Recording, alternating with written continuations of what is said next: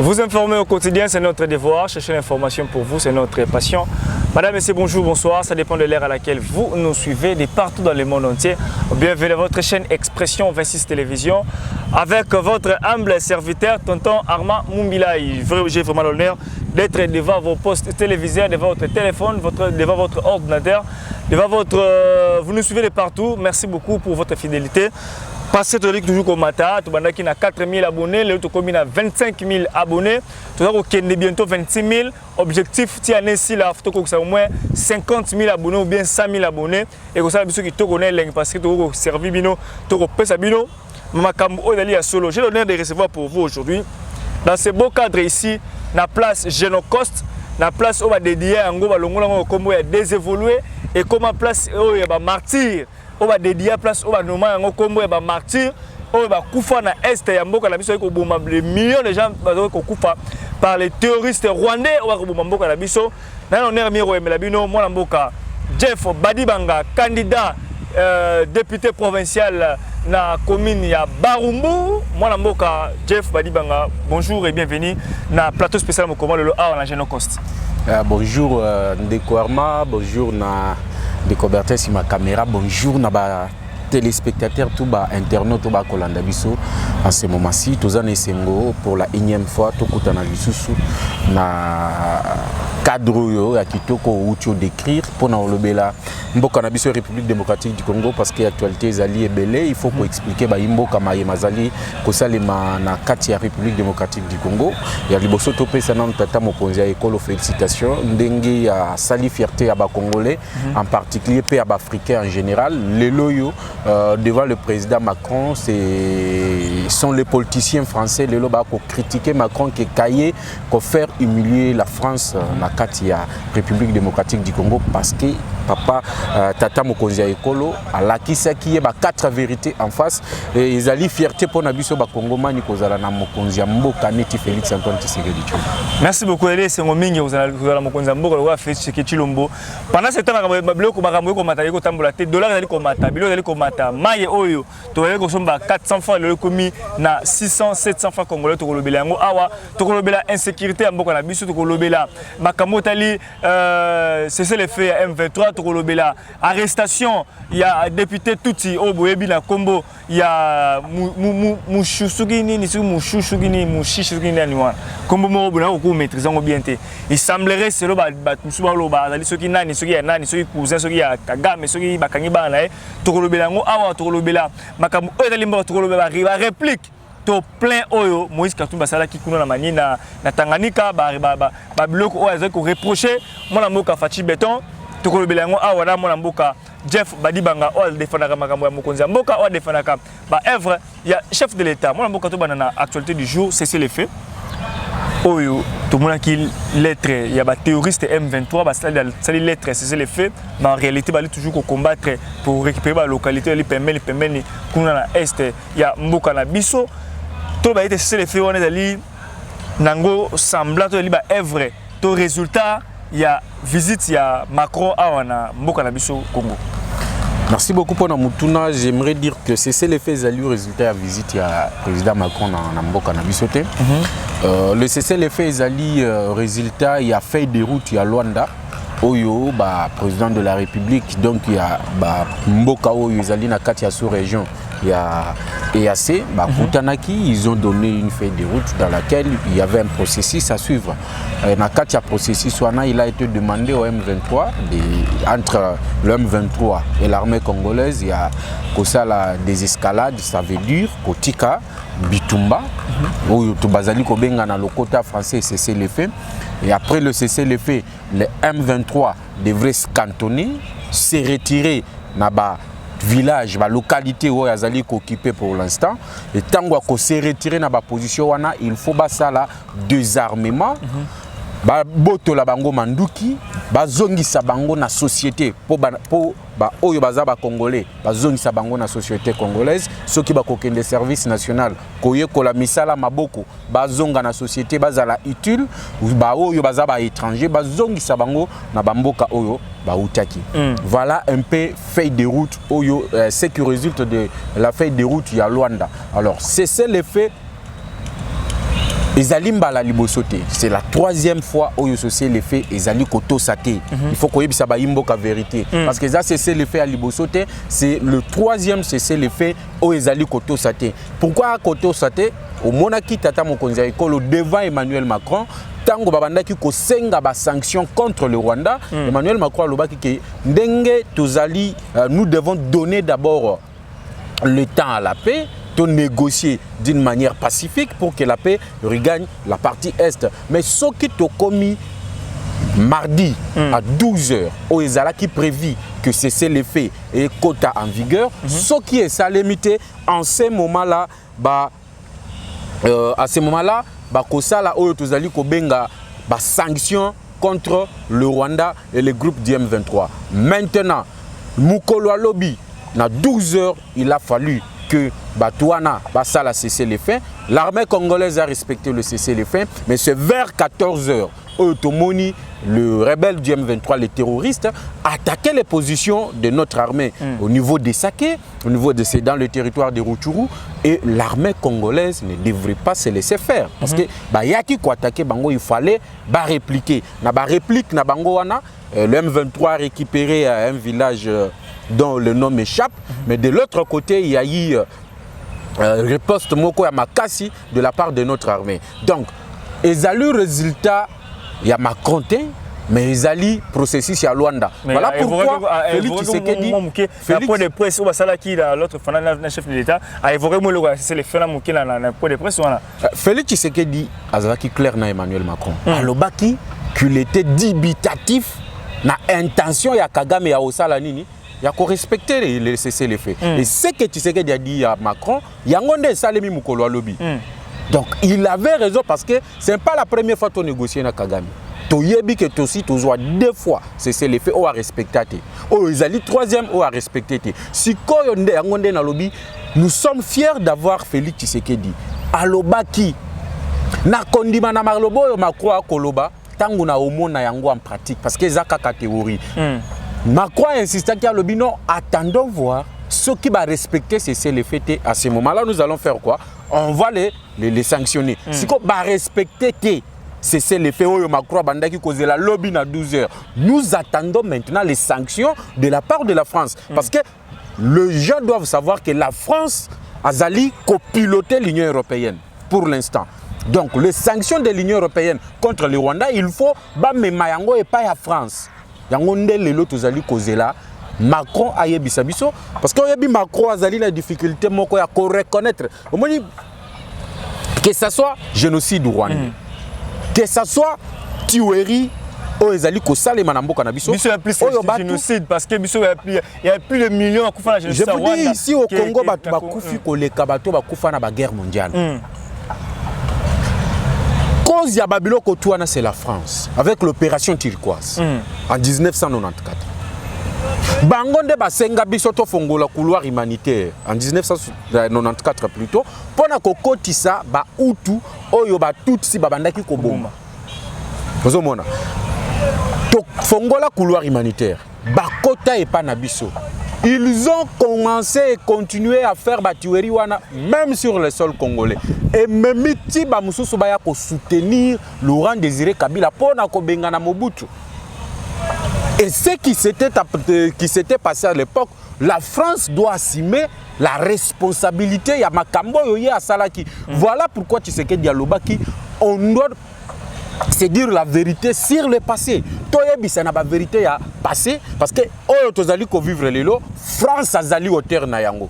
Yango monaki Macron a lobi non je suis prêt il y a que tout ça la commission moko ya ba historien congolais na ba historien français ba ça la enquête qui va pesa biso rapport ce qui par na biso ezali nous allons reconnaître mais la communauté internationale sait très bien que la France est pour beaucoup dans ce qui se passe à l'est de la République démocratique du Congo. France a dit qu'on reconnaître l'agression aux écouta banda mais ko tanga kombo ya Rwanda te pourtant comme Kagame était qu'est-ce qui se passe en réalité l'hypocrisie toujours la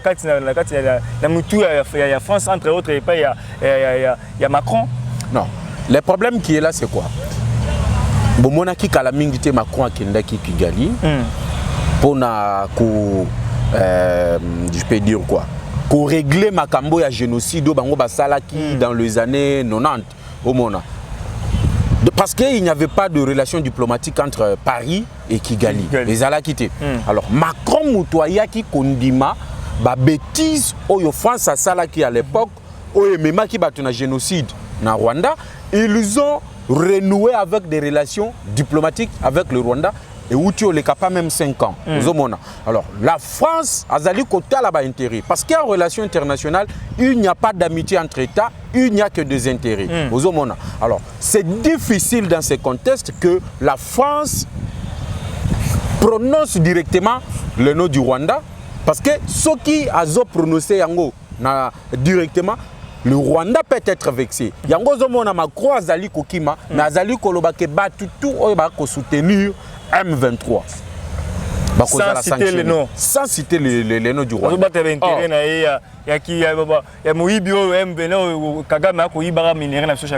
Or, yango na ebisi batu, la fierté du Congo c'était Félix Tshisekedi.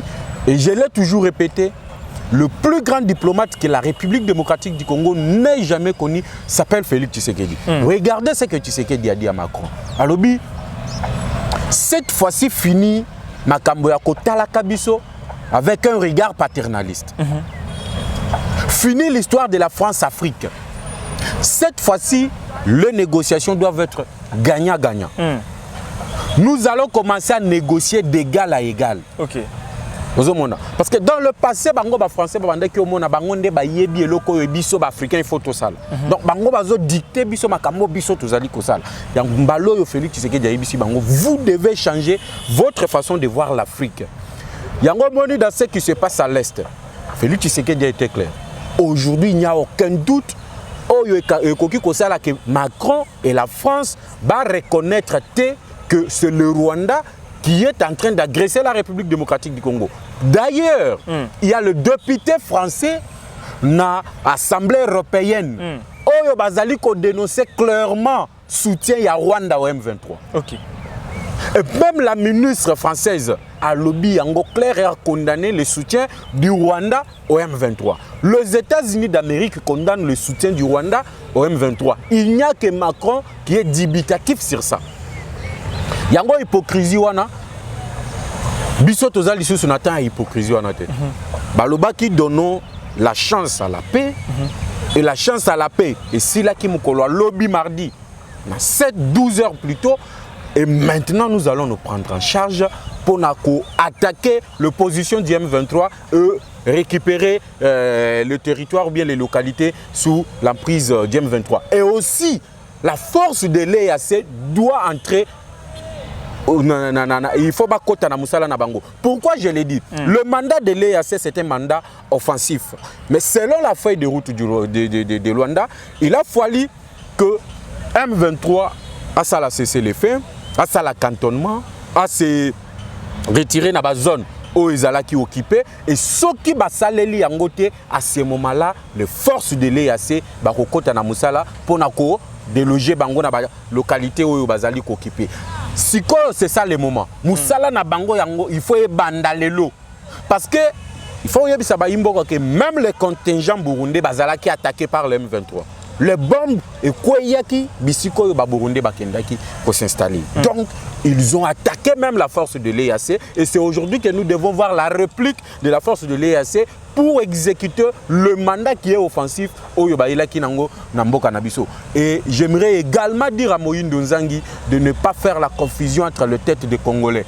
L'armée congolaise, bien le gouvernement congolais ne fera jamais recours à la milice, donc à un groupe armé pour combattre M23.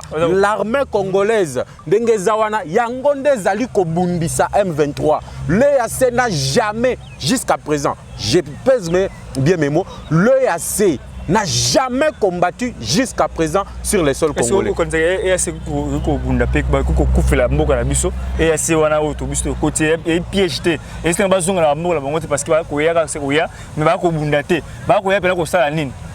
Voilà, je viens de l'expliquer ici, je l'ai dit, EAC et Yaki. Il y a un problème de logistique, il y a un problème d'opération. Le chef d'état-major il y a un pays à EAC Bakutanaki, ils ont mis en place le plan d'opération. Le problème était, je viens de le dire, avant d'attaquer, il fallait qu'il y ait un délai oyo ba pesa qui a paix. Il y a que M23 s'est retiré, ça là le CC le fait, a s'est retiré. Na fait de route balobaki so qui a respecté Yangote, c'est à ce moment-là que la force de l'EAC va intervenir. Alors nous attendons maintenant de voir la réaction de l'EAC. Maintenant le problème avec Moïse Nzangi, tant Wazali ko affirmer que sans l'EAC, sans l'EAC, Goma, Linga Kezala déjà na maboko M23. Mais moi je me pose la question. EAC abunda wapi? M23 a attaqué wapi bisika oyo EAC a kendaki ko contrecarrer M23. Il n'y en a pas. Il n'y a que nos forces armées de la République démocratique du Congo oyo bazali ko bunda pe bazali ko botola. Vous pouvez appeler les gens de la société civile dans le territoire de Rutshuru. Que chaque jour, nos forces armées de la République démocratique du Congo récupèrent des localités au Ezali, Namaboko Yabayi M23. Mais Moïse Nzangi, ministre d'enseignement supérieur et universitaire, se transforme na ministre de la défense pour na obandolo bakeno EAC et empêcher M23 ya kozwa Goma que ba milice mususu wana bakobanda ko utiliser bango baba associé bango na armée na biso comme des réservistes pour attaquer M23. Et moi je me pose la question, est-ce que Moïse Nzangi n'était pas en contact avec Kagame? Non, parce que le lobby et le Moïse Nzangi lobby ils ont fait Kagame l'élément ou le bagano biso utilisera groupe armé pour attaquer, utilisera groupe armé la biso groupe armé. Mais c'est ce que j'ai dit. Moïse Nzangi wana il faut batailler bien, il faut qu'il soit interpellé même à l'Assemblée nationale. Le procureur doit s'en saisir du dossier. Comment un ministre peut dire que la milice va utiliser comme des supplétifs? Bato bazali hors la loi qui n'ont pas la moralité. Bato bazumindu qui contre le gouvernement congolais. Et c'est en violation de la constitution congolaise. Comment un ministre en fonction peut dire que bakozwa bango comme des supplétifs pour pas kendo bundisa M23? Et d'ailleurs, Kagame alobaka que non FDLR babunda kanarme na biso. Et aujourd'hui, Moïse Nzangi a confirmé que bango bako utiliser le groupe rebelle comme des supplétifs ou bien des réservistes. Ça veut dire qu'il y a matière. Oh, procureur il faut s'en saisir. Aya kotuna Moïse Nzangi. Est-ce que ba groupe yozali kolobawana ba utiliser bango wapi? Nani a recruté bango azu bango na armée comme des réservistes parce que ça ne peut pas s'expliquer. Tout à fait. C'est un officiel congolais. Tango alobi malobawana de l'autre côté na Rwanda ba kozwa yango comme des paroles officielles. Donc bakoki kokende kutu ko détruire diplomatie tata mokonzi ya ekolo asali pona kolakisa bango que regarder son ministre alobaki que non armée na biso ezali ko utiliser armée na bango ezali ko utiliser ba milice mususu pour baya ko bundisa M23. Et maintenant nous devons dire aux Congolais que nous devons regarder qui est qui. Moïse Nzangi c'est un ressortissant de là-bas. Et on a vu Mbosso dire quitter les groupes armés. Peut-être je n'affirme pas. Moïse Nzangi a zappé na ba ministère linga koti sabango na armée. Peut-être je n'affirme pas. Poto moni mususu bakangie député parce que Moïse Nzangi avance à la paix ministre azaki député. Mususu ba utio kangaye awo avec les indices militaires.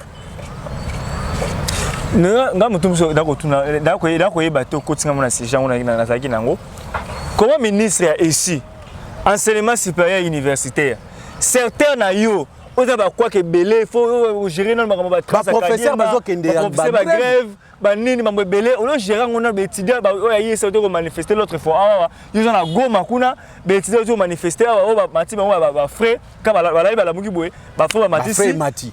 En guise de quoi et ébanité na mati frais et ébanité. Trans Academia, ba université mususu ezo mona yangote. Ba mona yangote. Yo, au lieu d'un secteur na yo, on va un secteur na yo. Au comme il y a une déclaration dans le ministère de la Défense, on a le secteur na yo te. On a réclamé dans le gouvernement que c'est le ministre de la Défense. Parce que chaque fois que Moïse Nzangi soit le point de presse, Azan a évoqué ma ramou tellement mon secrétaire est. Azan a évoqué ma ramou bon invité, on a ressorti ça kuna, on a Eli Akuna. C'est une suggestion. Ça là on collègue na yo, collègue. D'ailleurs, dans conseil de ministres, on parle chaque vendredi de la situation sécuritaire. S'il y a des propositions, il faut le faire au niveau du conseil de ministres. Et non qu'on ait la point de presse, qu'on le clairement, les médias que l'armée n'a pas utilisé la milice comme des réservistes. Ça, c'est grave. C'est grave pour un officier. C'est grave pour un ministre. C'est grave pour un mouton azali kozwa ba décision sur la continuité. D'ailleurs, où tu peux évoquer yango awa. Ceux qui ont accueilli sur le plan d'enseignement supérieur et universitaire, vous allez trouver qu'il y a un échec patent. Vous allez trouver qu'il y a des échecs patents. C'est un compétent. Ceux qui ont talibé à l'université, et ça, 2 mois, le professeur Baké va lever grève. 1 mois après, bazongi na grève. Il n'y a pas de solution. Les étudiants ba kotambola lelo yo, ba déjà ba komi komatise la bango ba frais académique ndenge balingi.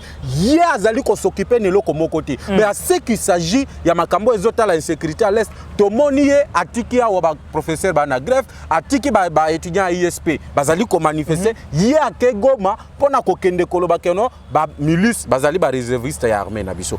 Pona ko pesa Kagame raison na oya bandaki koloba keno le FDLR bazana Congo, bazana 4 armées congolaises et le travail de collaboration. C'est la haute trahison.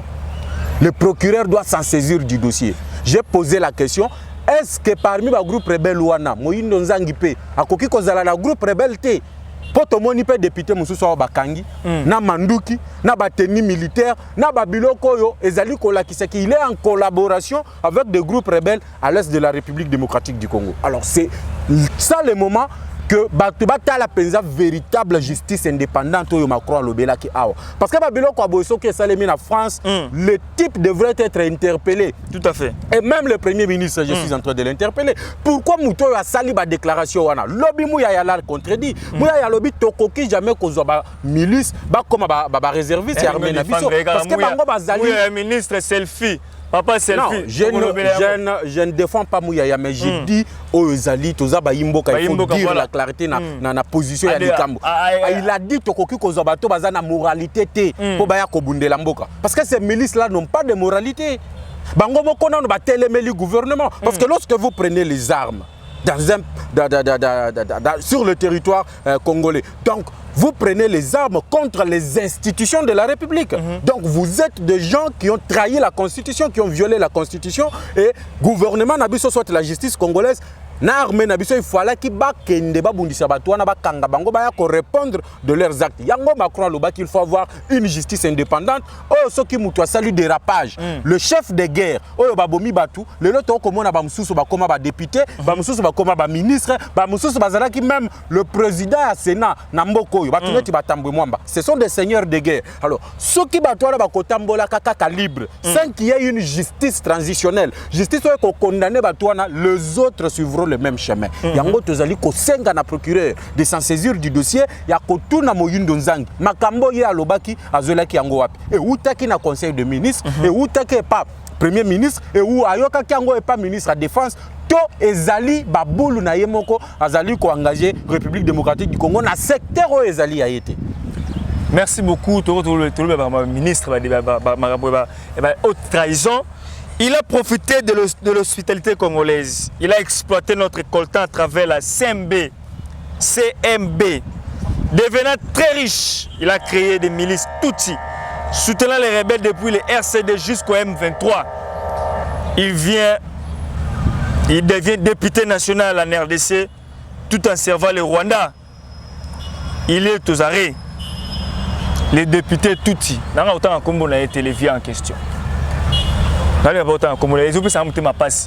Comme on a un élu du peuple, soi-disant élu du peuple, n'a pas armes, n'a pas munitions, n'a pas biloko oyo, n'a pas concession na yo mobimba. Place où exploiter ba diamant na yo ba coltan ba minéral mboka la biso sur oteka ngo wapi soki yango no funisa ngo Rwanda na ba milice ba mono nango. Un mot d'abord par rapport à l'arrestation du député Wana Tutsi.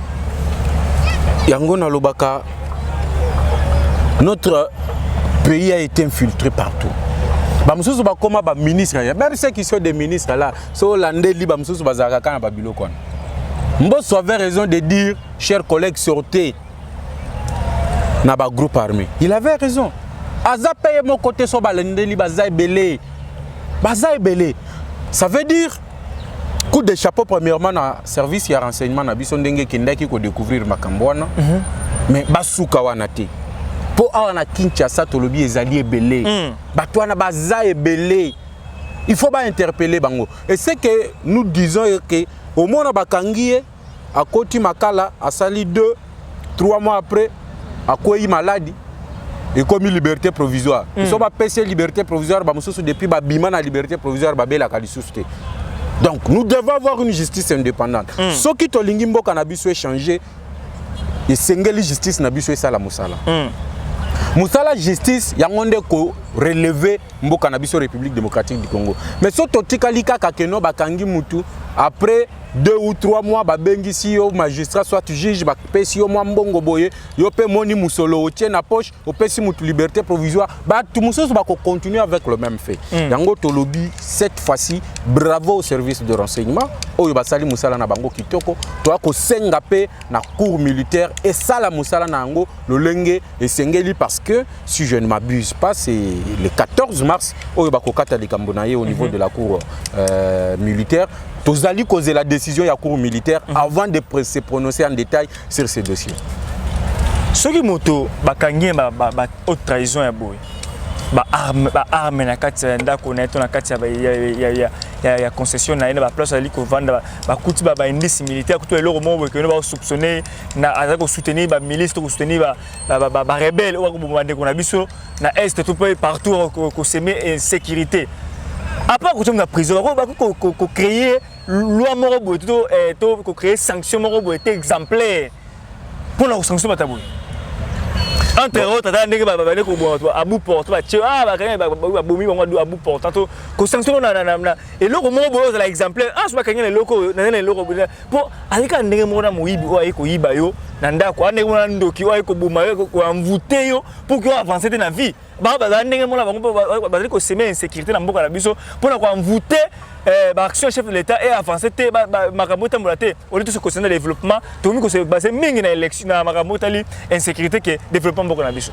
Ça revient aux députés au niveau de l'Assemblée nationale, il y a aussi la proposition de loi parce que et qu'occuper ko uta na gouvernement avec un projet de loi parce que loi ce qui a ko uta na gouvernement va benga kango projet de loi ce qui est allé ko uta na Assemblée nationale et pas ya député va benga kango proposition de loi. Alors c'est de là que bango mibale ba koki ko proposer et lo koni il faut pas créer comme loi comme et tumbu na bato bazali ko sala haute trahison pour servir d'exemple na ba oyo bazali kotika la que soki ba mekipe ko sala bongo sort na bango et ko zala nini mais les loyaux dans le monde, on condamne à Koboma Bato en public, on condamne Balobi, tu fois ça la prison, peut-être la prison à perpétuité, Azalanaïka la prison, tu m'ukolo au Koufa. Mais ça revient aux députés, les députés ont voté à 21 000 $, on a basala Moussala na Bango, pour te bazongi Samboka, Nanzela. Pour toi, Samboka Nanzela, tu évolues par rapport à Nango, tout le bila, Makambo Itali, Moïse Katumbi. Au moment qui plaint, ça qui lobby. Na landa quitté, mais je savais qu'il devrait se rendre dans le village Moko au niveau de Okatanga. Moïse Katumbi, à Kendaki na côté ya Tanganyika, kuna na ville, na village Moko ya bon, dali, moi espace Moko dali mais peut développer na Moba. Plein à craquer. Monsieur a publié Photoshop, bazou image à Google, sali Photoshop et tout plein. Monsieur a publié plein bon. Moi, je ne suis pas dans les pleins mètres. Il y a contenu un message. Oyo, tout le monde a une déclaration. Il y a ex-ministre, il y a transport et compétent. Ministre compétent chez Riba Okende. Article sur transport. Ah, vous avez prité. Moto, à la ligne Kolongwa, gare centrale. Pour comme on a ce rond-point sur ciment, ils ont 500 francs facile dans le taxi. Et comme ils ont 1000 francs, 1500. Chauffeur a pris un néginaé. Un compétent ministre, même permis de conduire. Imagine que tu as un permis de conduire, tu es un chauffeur a permis de conduire, tu es un incompétent chez Riba Okende. Mais bon, tu as des déclarations au Asali. Alors, Tshisekedi est illégitime. Alors, Tshisekedi a rapproché à Kagame à des fins mécanilistes. Avoué. Tshisekedi a signé les accords embragés avec les M23. Tout s'est fait frustrer la haute trahison. D'abord, ben Tshisekedi est illégitime. Pendant qu'il fit son ministre dans le gouvernement Warrior. Votre réaction? Oui, il y a le gens. Il faut pas qu'on ait un bango balo bakate. Moutouna tu Transco na Kinshasa et bandaki okufa yazalaki ministre de transport. Transkin bloqué kufa. Le loyo. Cheribe Okende atiki ba chauffeur tout ba kotambola. Même le chauffeur du président de la République n'a pas le permis de conduire. Yé Cheribe Okende muto atiki. Incompétent. Le lo nazoka moi Cheribe Okende akoloba Félix Tshisekedi ezali légitime. Tangu yo bandaki kosala musala. Olobi ba Transco et Yaki Olobi sous l'impulsion du chef de l'État. Avec la vision du chef de l'État, Tosombi ba Transco. Wana Zalaki illégitime, toi Zalaki légitime. Lorsque vous avez travaillé avec lui, bon, que vos intérêts ne sont plus en considération et que Félix Tshisekedi ne compte plus écouter ba mensonge nabino, le lot a commis illégitime. Il se base sur quoi pour que Félix Tshisekedi est illégitime? Parce qu'il n'y a que deux institutions qui sont habilitées en République démocratique du Congo. Il y a Oloba Soki Moutouazali légitime toté. Institution à Liboso Ezali, la CENI, qui est une institution d'appui à la démocratie, qui organise les élections et donne le résultat des élections. Alors en 2018, les Congolais, Bakendeki Maponami.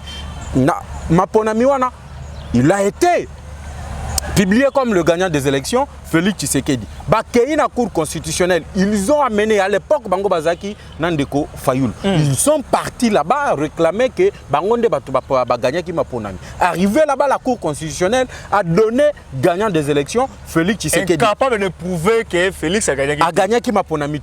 Le lo bazar kolobakena Corneille Nangalobi, il y a eu accord politique. Mais oui, j'affirme qu'il y a eu accord politique. Oh, vous avez affirmé. Oh. Mais j'affirme qu'il y a eu accord politique. Nana y bien goté. Qui ne sait pas que FCC cache certains accords politiques. Boyo Kanaki.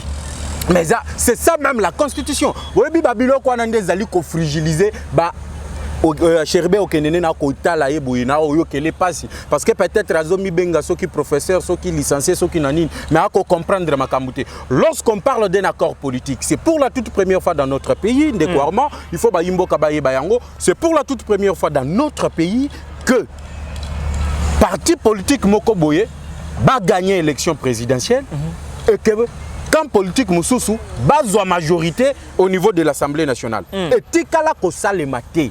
Et cette histoire pouvait amener un bain de sang. Parce que selon la Constitution, le gouvernement est issu de la majorité au l'Assemblée nationale. Donc, Kabila pouvait dire avec son FCC à partir de l'élo, il n'y a pas de coalition, ou bien il n'y aura pas de coalition, mais il y aura cohabitation. Ngande Mutuna Kobimisa, Premier ministre, gouvernement et Ozalayanga, tu sais qu'il y a la présidence.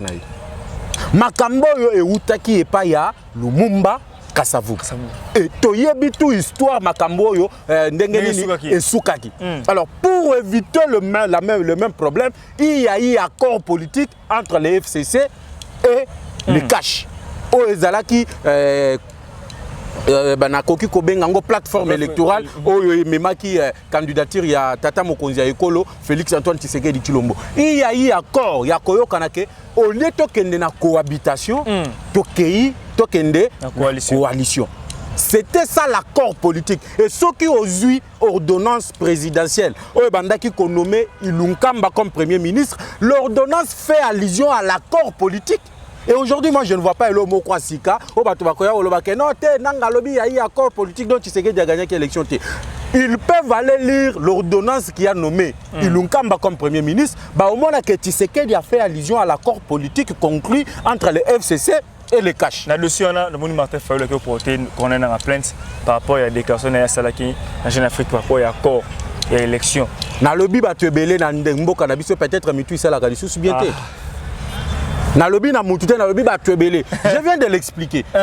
Nanga était clair tant le but qu'il y a eu accord politique. Échappatoire. Échappatoire. Il y a la télévision pour s'échapper dans la déclaration de Et s'il y a échappatoire, réellement s'il y a échappatoire, et qu'il y ait Martin Fayoul, il a de preuves que il a gagné qui Maponami et que Nanga Yokolobaki a eu accord politique. C'est un Congolais comme tous les Congolais. Et Nanga, c'est un Congolais justiciable devant la justice congolaise. À Kendeko saisir la justice. Et qu'il amène aussi de preuves oyo koloba ekotalisa na bazuzi ke nanga asalisaki au lieu ya ko publier résultat ya élection akendaki ko publier résultat ya accord. C'est tout à fait noir sur blanc. Akende kaka na justice s'il a de preuves et qu'il estime que makambo nanga lobaki eza accord politique nda publié qui et non résultat ya élection, il n'a qu'à aller à justice. Mais biso toyebi na pension na ba exemple, il y a eu l'ordonnance, il y a nommé. C'est cet accord que nous l'IDPS nous reconnaissons qui a eu accord Toyokanaki na bandeko Kabila na Katia FCC ya kokende na coalition pour éviter mboka na biso un bain de sang ou ekokaki ko découler na cohabitation. C'est ce que nous connaissons. So mutu mususu amonique yango ezali yango te akende devant la justice, parce que nous avons une justice dans notre pays, akende a apporté ba preuve naie et la justice va faire son travail. Moi mboka Jeff Badibanga, c'est ce que vous voulez par rapport il y a mboka na biso. Est-ce que l'élection 2023 vous allez candidat déjà député provincial ya Barumbu? Muto koki ko yebisa biso que élection ko zalaté ezali président ya Seni. Mais vu le contexte, vous avez vu le président de la République évoquer l'histoire de l'Est, les sécurités qui se vivent à l'Est. Vous avez vu notamment lui-même Denis Kadima dire que bazali na impossibilité ya kokende ko enrôler batu bisika oyo bitumba ezali. Donc le déplacer plus de 500 000 Congolais au bazali déplacé na partie est notamment na territoire à Rutshuru, moyen basala enrôlement ezalité.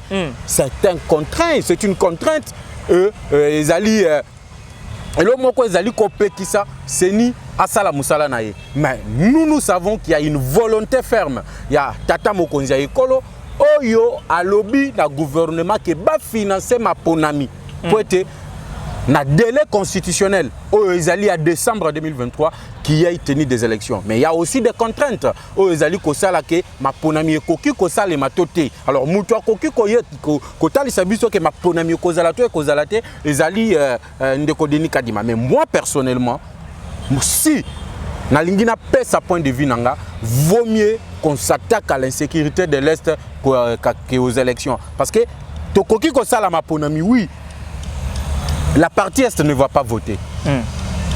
Et ceux qui toboyi kotia misolo na armée ya osomba logistique, ya armée ya osomba manduki ko équiper armée na biso, vous allez voir que bandeko na biso ça va continuer kaka na okufa ba mususu bana na bango bazobo mabango baba na biso basi ba mama ba kokufa mais biso tozali ko se contenter na ba ponami. Alors en tant que Congolais, j'aimerais que tosilisa likambo yo ya Est. Tosilisa insécurité aux alliés qui se vivre à la partie Est et comme ça nous allons passer aux élections. On est allé point de vue nanga, on est allé peut relayer et pas ya bande quoi PPRD. Bango pe basengi malgré ba lobby enrôlement les alliés côté la bangote mais au landing de Kochadari ya lobby on doit suspendre le processus d'enrôlement na partie Est. Pour bato il faut ba s'enrôler. Bazana ba munda kuna bangote. Ba kimi bitumba na banda kuna bango. Siko ba kokende ko enrôler nani kuna. Même point de vue ezali relayé par le député provincial ya Nord Kivu. Bango pe bazali ko senga suspension ya processus ya enrôlement. Et moi je leur donne raison. On peut suspendre d'abord le processus d'enrôlement, s'attaquer aux problèmes sécuritaires lorsque l'autorité de l'État sera rétablie na province Mobimba, il y a Nord Kivu. À ce moment-là, nous irons aux élections avec tous les Congolais. Parce que nous voulons l'inclusivité des élections. Donc, tout a participé à l'élection. Ce qui est talibé opposant, que les élections soient inclusives. Donc, l'inclusivité des élections inclut aussi nos confrères, bien nos concitoyens, qui sont dans la partie Est, mais qui sont déplacés parce qu'il y a insécurité. Ceux qui ont le but donc les élections ne seront pas inclusives. Donc pour que les élections soient inclusives, il faut Bango Peba participer. Le lenge mokona bande konabi soit diaspora, baliko participer na maponami. Voilà pourquoi pour moi, nous devons nous attaquer d'abord à l'insécurité et comme ça nous irons aux élections et comme ça l'ensemble des Congolais votera le président de la République et donnera aussi le mandat aux députés nationaux qui représentent l'Assemblée nationale pour élire la loi et contrôler le gouvernement pour avantage de la population. Pour moi, violation de la Constitution. Je ne vois nullement là où on viole la Constitution. Je ne vois nullement. Vous avez vu que le mandat Fatché aussi là, le 24 janvier, dans 0 heure. Oui. Alors, leur rôle, insécurité et tout, n'avait pas Kabila, insécurité de la vie. À l'époque de Kabila, je ne sais pas s'il y avait des localités sous l'occupation des milices. Tout ça, tout ça, une élection avec la BIN. Il faut voter pour l'insécurité. Non, BIN va voter pour l'épidémie à Ebola. Il ne faut pas désorienter les internautes. C'était l'épidémie d'Ebola. C'est là qui est moyen, parce que l'épidémie à Ebola, il y avait toujours des groupes armés. Il y avait des groupes armés, mais il n'y avait aucune localité entière dans Maboko. Il y avait des rebelles. Il n'y en avait pas. Donc, il n'y avait pas l'insécurité. Est-ce que l'insécurité, les écoutes ont prétexte de glisser? Il n'y a pas un prétexte de glisser. J'étais clair que le président de la République a une forte détermination. Il y a un délai constitutionnel. Nous, en tant que les Congolais, lorsque nous regardons, nous devons sacrifier la vie à Bande Konabiso, on va continuer à Okufa alors que Biso Tokende Maponami. Donc pour l'instant, l'élection, ce n'est pas la priorité. Pour le Congolais, ce n'est pas la priorité. Yango Moni, même le PPRD a compris qu'il faut d'abord Tossil Samakambouana. Le député provincial du Nord qui vont compris que Tossil Samakambouana. Même d'autres politiciens congolais vont comprendre que Yesengeli Tossil Sananou Likamboya Est. Parce que le Lengoyo Fachi Azali Kokendele na Kagame. Deux contre mille. Ceux qui toti na no bango tolobino tozo misolo to chanano na seni to kende maponami. Donc Kagame peut chercher d'autres prétextes pour na kozonga plus fort que le loyo oyo facha cheye déjà. Moi il qui na seni zalité parce que quand il m'a la télévision que non bon matin il est bloqué, il sait comment avancer avec Makambuya processus électoral. Le président de la République Azaki clair na Macron na point de presse na yeza kutu débat otokoki ko salate aloba ki kutu que on est obligé à suspendre ba projet Moussou sur la cité le projet de 145 territoires pour financer d'abord Makambo financer forces armées Nabiso Basile c'est insécurité à l'est. Là on ne doit pas se cacher parce que tokoki kondimate Moussolo à l'état et que na Makambo Moussou alors que nos confrères bande Konabiso ba kokufa. C'est inacceptable. Les annettes yo zali papa nanda. Moi nana yo moko azali ko bela gravement. Moussou il faut que classe il faut foutre la Minerval. Ozaka peut-être na $100. Na $100 on a balobi okoki opesa na hôpital babiki si mwana na yo et moi na yo mususu alobi il faut $100 wana pour afuta Minerval oko prioriser ni t'es malade quand même. C'est ça bande ko na biso ba ko kufa to tika bango ba kufa po to kende ko financer mapona mina mbongo tu ya mboka non et sengeli nanu totala balobaka soki mwana azali kobela mboka ezali kobela tokotika mwana tokende sauver mboka ndenge bande ko na biso ba ko kufa ezaka ko kufa pamba te toza pe na risque que parti wana territoire na biso baboto la biso yango siko to céder parti à territoire na biso pona maponami kaka non allons-y d'abord récupérer territoire na biso ezali sous occupation ya M23 soki to récupérer yango tokende maponami on peut se raisonner les états moment avec non les airs le bi les états moment et les états mbou poche que non, d'abord il faut l'élite du peuple et le peuple congolais a tourné regard vers l'Est de la RDC, tout sécuriser l'Est et de l'être l'élection équitable et transparente pour la bataille. Sur le dit que non, il y a $21 000. Sur le dit que non, il y a une élection ben ou pas avec ou sa machine à voter une élection avec ben ou ça ben une élection les locaux il y a élection ça matin parce que est une insécurité voilà des combats banga out ko éclaircir peut expliquer pour pas les candidats députés après la pose ça ba défendre ba barumbu on a gagné barumbu no qui passe na motema ndeko na ngai no qui passe na motema barumbu ya ko collaborer nzambe barumbu ya ko collaborer tellement ba jeune capable de défendre barumbu aina posa ko défendre barumbu pour barumbu ya ko pola kuwezalité maizalité banzele beba tote bourbe ça ya barumbu to musala musala ndenge salité zali partout et d'ailleurs ndekwarma bande kwa ba we watu bayaki kotalanga balobi ndeko Jeff bakomi ko kanga biso na lolenge moko oyo toyebite na barumbu na tuni bango qu'est-ce qui se passe balobi bourgmestre a signé soki mokanda nini wana il faut bakende ko somba autorisation de transport na commune ya Barumbu. Donc des transports. Je me demande, je me pose des questions. Et où tu as pu? J'ai demandé, je me suis informé que l'hôtel de ville a yebi makambo anate. Mais je vois qu'on arrête les gens. Et tant que bazali ko kanga batu liboso a commune à Barumbu, ba ouais ope ba seliki ba lobi to kendo tuna bourgmestre.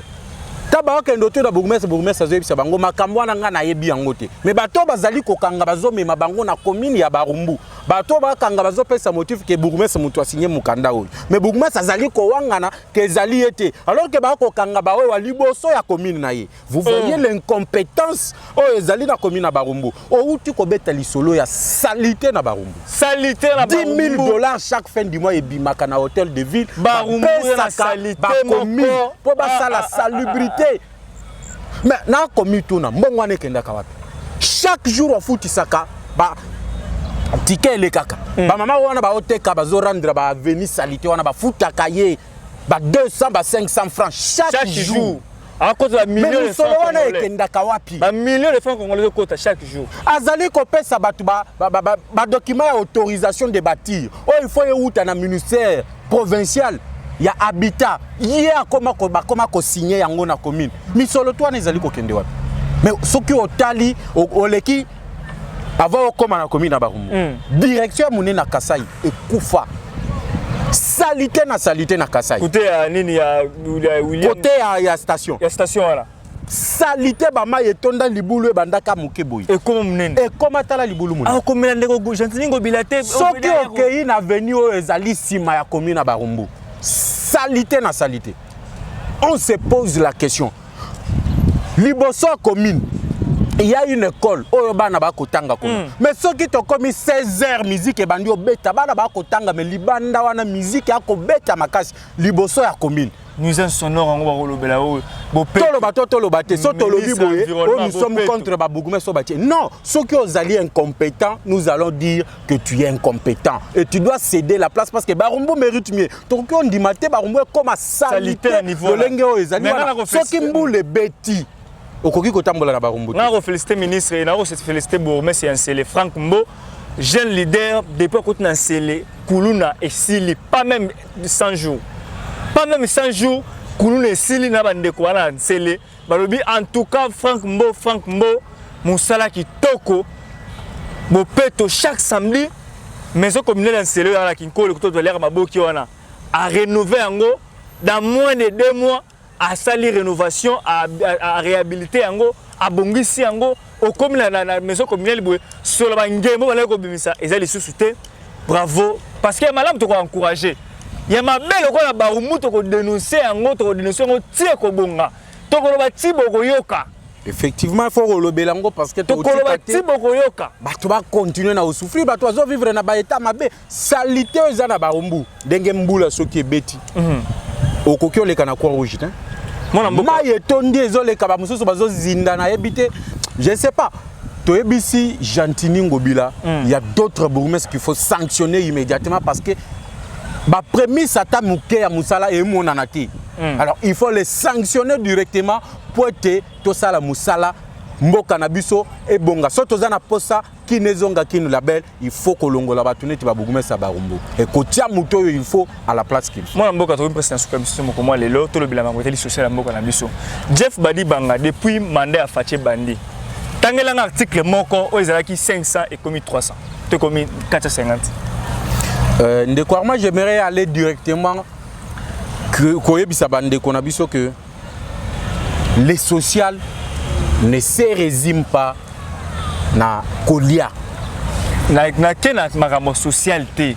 On a posé une question simple d'abord. Tangelanga article moko oyo yebi wali jeune wali peut-être na fiancé, je ne sais pas trop, on a confirmé le côté parce qu'il y a déjà la vie dans mon privé dans la télévision. Je confirme rien, je ne sais pas si on a la fiancé tout tard, je ne sais pas. Mais au sommet quand même biloko na Wenze, on a li candidat. J'espère que quand on a Barumbu ba Wenze, on a parlé que maman a foutu à 200 500 tickets, c'est-à-dire au Kenya Wenze, on a une information à la base, à la source. Tangelanga article moko oyo yebi, ezalaka 800 francs et commis 650 et commis 750 et le gars 1 franc oyo yebi. Article ga moko. Je dois être clair. Je peux répondre à votre question par une autre question. Au koki kotangelanga article moko na mboka ezala na continent Amérique ou soit na continent Europe oyo il y a 4 ans, depuis Tshisekedi a continué à pouvoir, au Ezala qui peut-être na 50 € et qui est à 49 €. Nous sommes matakaka. Donc, ça veut dire que le problème du Congo, ce n'est pas une crise kakapona Tshisekedi a pouvoir. Ils ont une crise humanitaire mondiale. C'est une crise qui est mondiale. Et bandaki na Covid. Après Covid, et Koti na Makambwa, Russie, Ukraine. Donc, c'est partout dans le monde où il y a des na Brazzaville, j'ai suivi un documentaire sur France 24. Même na Brazzaville, tu vas réclamer l'IPA et Mati et l'ongwe soki na 100 francs na bango et comment 165 francs congolais. Donc partout les alliés à Komata. Donc autant que l'angate na mboka moko o biloko ezaki likolo ekiti. Donc la crise elle est mondiale. Ce n'est pas Félix Tshisekedi de faire la magie pour être biloko ekita. Nous devons reconnaître que la crise elle est mondiale et ce n'est pas de la faute de Félix Tshisekedi. Mais on voit quand même les efforts au tata mokonzi ekolo akosala et qu'il y a des gens au bazali ko bundisa yango malgré bitumba o bato ba ko bundisa mais tata mokonzi ekolo azali déterminé ya opesa ba imboka vie oyo bazali koze. Jeff Badi Bangala na mutu musako tunayo. Na manao ya Fachi. Soki ozaki président de la République. Nini o sala malamu o Fachi sala mabe. Nini na koki ko sala malamu o. Ya malamu o Fachi peut-être asali mabe. Yo ningi place ngo sala malamu. Peu importe le secteur, peu importe secteur. Je ne vois pas Eloko Fachi asali mabe. Mais soki ozaki président tout ce qu'il est en train de faire c'est bon. Mais Tikali Mususo il faut continuer na osalango. Par exemple, l'arrestation de tous les voleurs, tous les pilleurs Yambo Kanabiso en commençant par Joseph Kabila lui-même, Kokangaye, Kolongola nous salaire na à 680 000 $, pour retirer Yango, pour retirer Kingakati, parce que le démon Yamakas Yambo Kanabiso, le Satan du Congo, a un nom et le nom s'appelle Joseph Kabila Kabange. Alors arrêtez Joseph Kabila. Arrêtez tout ce qui était derrière lui parce que Bangonde va piller Mboka Nabiso, ce n'est plus encore à démontrer. Tu as vu la révélation Kaka, il y a contrat moko ya ba chinois na ba congolais, au ba sala ba teka Jekamil Nabiso. Vous avez vu comment ces gens-là ont vendu la République démocratique du Congo et ces gens méritent d'être arrêtés. Bazali ba koki ko tambola lisusu na liberté et de là yango tozali ko senga na Fachi Beton à réformer l'appareil judiciaire nabiso pour batouana ba répondre mais Yamabe o Fachi asali na moni na nyangote parce que tout ce que Fachi est en train de faire ezali ko tambola malamu et que le Congo ezali ko kende liboso. Le Congo ezali ko kende liboso mona mboka Jeff Badi Banga. Motuna mosusu. Mikolo na rubrique ya mituna na ko tuna motuna. Consciemment. Ndenge dollar mata. Il faut que Fachi, tu faut que Kabila. Bon, on a évité ce dollar mata. Dollar mata. Tu as congolais. Na évité que non en 2016 si tu comme le 2023 aux na Congo. Au Kabila Congo. Oui. Au voyage qui non té. Peut-être au voyage qui mozaki aux zongaki. Naza au Congo depuis 2016, je suis au Congo, au Congo, oui. $10 en 2016, là combien? Dur que $10 en 2016, c'est combien? Je ne me souviens pas totalement, mais il faut qu'ils aient la $92. Je pense pas de 165. 165, l'autre de combien?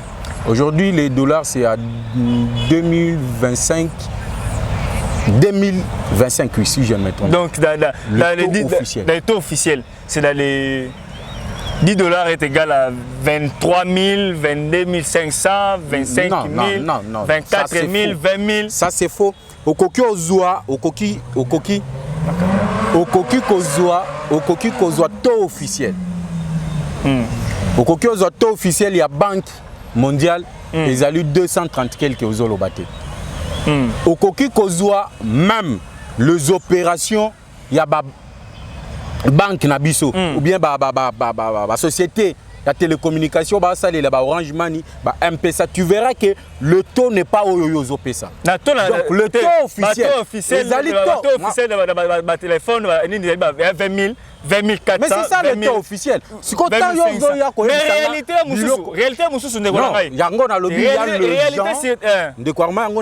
il y a les gens Oyo Bazali Kolukaba Bebisa réputation, il y a régime nabiso ou bien ba quoi c'est régime nabiso. Ce qui est na Banque mondiale, la réalité est là. To eza mususu. Soki okei na ba banque commerciale, réalité to eza mususu. Soki okei même na ba entreprise téléphonique, to ezali mususu. Ba oyo batie bato na bango libanda, baza bato yo toyebi bisika ba uta.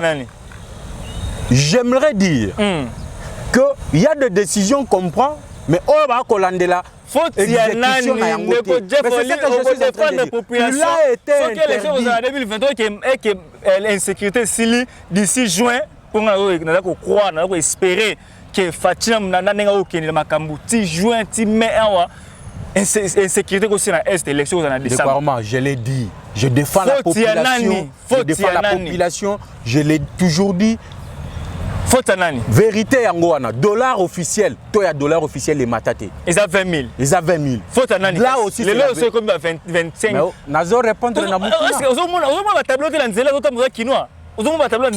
Est-ce que la loi autorise que Batouana bazala na tableau? C'est ça le problème. C'est ça la question là autour. Chacun azali dans secteur na il faut travailler. Et ce qui muto azali kolande la makambouana. Le taux de change, le ministère des Finances, avec le ministère des Finances provincial, avec l'autorité de la ville. Parce que toi, on a permis à Bango Koutoute, il faut bakanga bango. La dame de la gouverneure de la banque ne peut pas pour attaquer ma casse, il y a réserve d'échange, le coût réserve comme 4 milliards, comme 1 milliard. Est-ce que la réserve d'échange est bandina Madame Kabila? L'ancien gouverneur avec l'ancien gouverneur réserve d'échange des Aguités. On a qu'ils aient quand même réussi de prendre la réserve d'échange dans la banque pour qu'il ne soit en misala 100 jours. Les Alakito et les Alakité. Mais arrêtons quand même, il y a Babouzo, Baba Congolais. C'est-à-dire donc, Bango va comatissa na tableau, na balabala va comatissa dollar, alors qu'à la Banque centrale du Congo, le dollar a un taux fixe. Il y a les gens, Oyo, ceux qui azum solo, peut-être 10 millions de francs congolais accueilli ko luka dollar et pas bato ba tia ba tableau wana et tango azo yad na dollar wana bongo akoki a ocha prix na ye o mona nga o changer nga 100 dollars na montant c'est ce qui fait que l'élite des peuples proposer nini pour te éradiquer fléau oyo parce que dollar est normalement matité mais en réalité c'est le terre fermer bateau yo ba koteka ba dollar ba koteka pe ko somba ba dollar na balabala. Ce sont ces gens là au bazali ko faire souffrir la population congolaise. La réalité est là. Na uti ko pesa yango dollar et matité. Mais bango nde ba mati 6 dollars et pour stopper hémorragie oyo il faut babanda ko kanga bateau. Avant que tu fongola change wana o ba benga ka changer pas na biso. Mais il faut avoir des documents. Ba documenter comme ça documenter toi bimika kache a tableau na azu ya yetope a commis.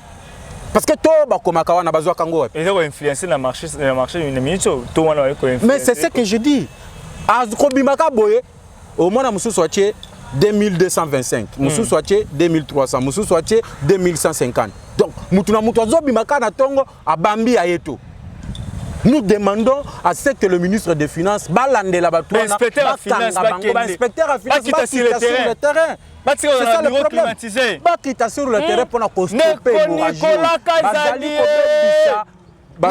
Kazadi, faire souffrir population congolaise na bato ya bimi peka epa na ye na tongo soki alota kito na to na butu aye na tongo akomi yango. Merci beaucoup mon amboka. Ndeko Nicolas Kazadi tobelio.